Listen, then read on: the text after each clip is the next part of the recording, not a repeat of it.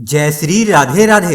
एक गांव में एक बूढ़ी माई रहती थी। माई के घर परिवार में कोई नहीं था, इसलिए बूढ़ी माई बेचारी अकेली रहती थी। एक दिन उस गांव में एक संत आए। बूढ़ी माई ने महात्मा जी का बहुत ही प्रेम पूर्वक आदर सत्कार किया।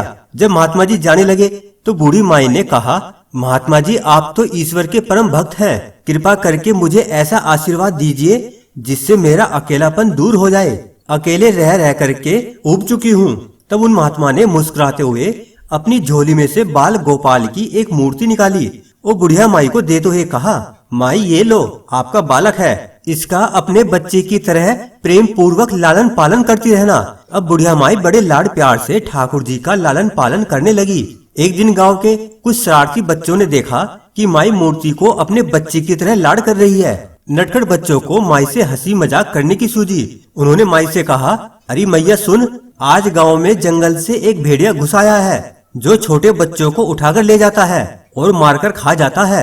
तू अपने लाल का ख्याल रखना, कहीं भेड़िया इसे उठाकर न ले जाए।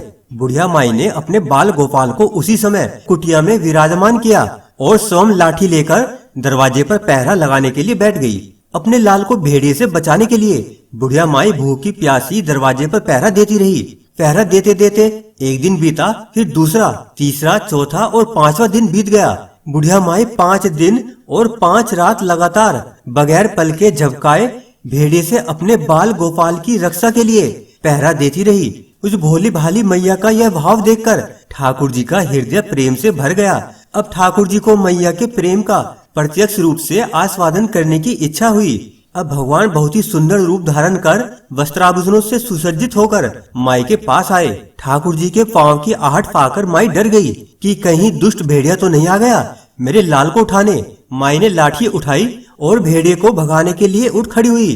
तब श्याम सुंदर ने कहा, मैया मैं हूँ, मैं तेरा वही बालक हूँ जिसकी तुम रक्षा करती हो। माई ने कहा, क्या, चल हट, तेरे जैसे बहुत देखे हैं, तेरे जैसे सैकड़ों अपने लाल पर न्योछावर कर दूं।